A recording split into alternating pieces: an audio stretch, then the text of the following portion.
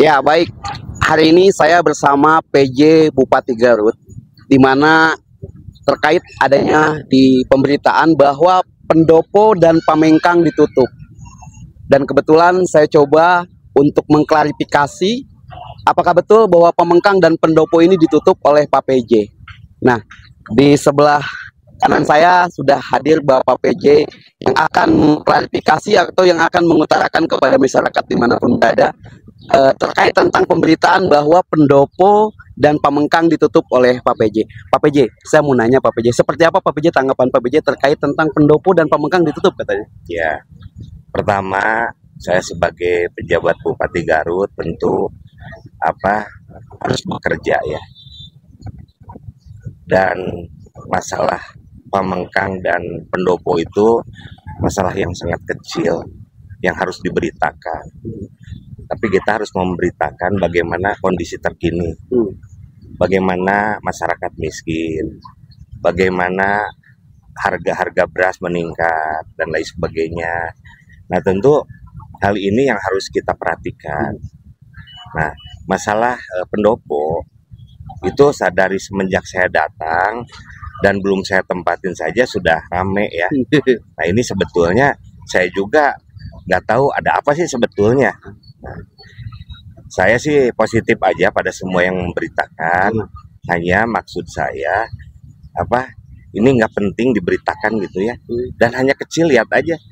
Dan kita tahu keseharian ada yang pinjem aula, saya nggak pernah tolak.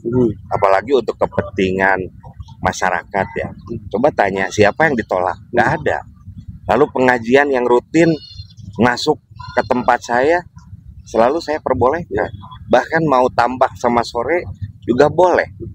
Orang baris berbaris di depan di dalam saya nggak pernah usir.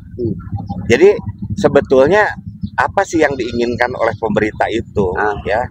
Mungkin saya orangnya kan lurus ya lurus. Saya nggak suka ngasih uang mungkin ya. Itu ya, jadi ingin nyerang saya terus. Saya uang dari mana untuk yang kayak begitu kan gitu. Nah, mungkin mereka melihatnya saya itu ya tidak berpihak. Pada saya sih kalau pada pemberitaan saya suka gitu. Tapi yang positif lah ya Pak PJ. Jadi sekali lagi kalau memberitakan hal-hal yang conditioning di lapangan, mau buruk mau bagus saya terima gitu. Kalau yang buruk kita perbaiki, kalau yang baik ya harus kita tingkatkan gitu. Pak PJ, ini ada rumor Pak PJ bahwa Pak PJ katanya jauh dengan para awak media dan jauh dengan para LSM dan OKP. Apa betul itu Pak PJ? Saya mau nanya. Saya nggak ngerti ya harus dari mana. Saya kalau setiap acara saya turun, saya ngobrol dengan wartawan. Mungkin jauh dari mana gitu ya. Ya saya tidak anti LSM, tidak anti wartawan. Justru saya suka kalau ada yang nanya ada apa, saya jawab. Tapi mungkin entah di mana ketidakpuasannya, saya tidak pernah mengerti gitu ya. Saya kan tidak pernah menghalangi. Wawancara saya suka wawancara, silahkan. Jadi kelihatannya ada hal-hal yang mungkin bagi saya juga harus perbaiki gitu ya. Tapi tidak ada niat satupun juga saya menjauh ya. Karena media itu penting bagi saya ya. Tapi kalau dianggap saya jauh, saya juga di arah mananya. Saya ingin tanya kembali gitu ya. Gitu kira-kira. Pak PJ, ini mungkin supaya masyarakat Kabupaten Garut tahu. Dengan adanya Pak PJ nomor 1 di Kabupaten Garut, seperti apa Pak PJ langkah strategis Pak PJ ke depan ini? Ya jadi gini, saya kesini mau kerja Pak. Saya tidak lama, hanya 1 tahun. Jadi saya punya warna di sini. Maka saya mengambil langkah-langkah yang jelas. Saya coba di dalamnya ini harus benar dulu. Nggak ada kolusi, nepotisme. Saya selalu kan, jangan pernah ada yang ngasih uang ke saya. Saya nggak mau hal-hal seperti itu karena akan merusak program. Kan itu sudah jelas. Niat saya udah bagus gitu ya. Nah, mungkin banyak yang ketakutan dengan saya karena saya yang benar kerja.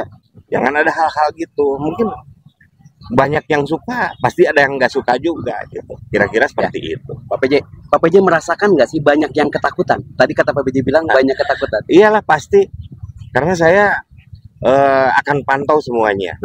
Saya siapapun boleh, termasuk LSM, wartawan, pantau itu. Jangan mantau saya.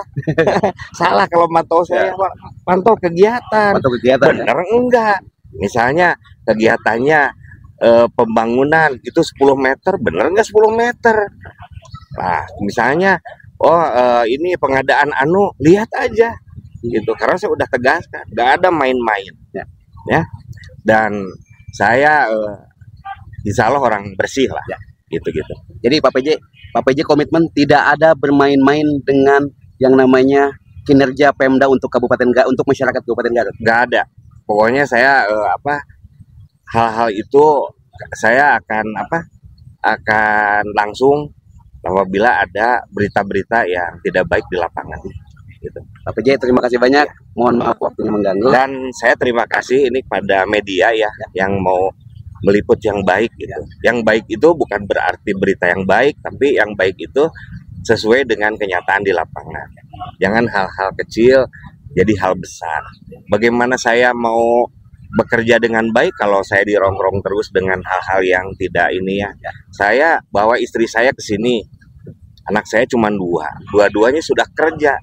Saya untuk apa lagi mencari dunia ya, tinggal kebaikan aja yang harus ada. Dan saya ke institusi agama juga, tadi pagi saya memberikan arahan di masjid dan lain sebagainya. Itu pertanda saya itu punya rem gitu ya terhadap hal-hal itu.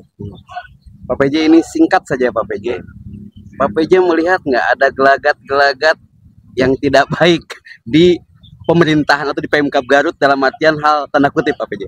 Yang pertama itu kata saya juga, dengan kedatangan saya yang tegas jelas, itu orang kaget gitu. Jadi saya kan tidak boleh ada yang bermain.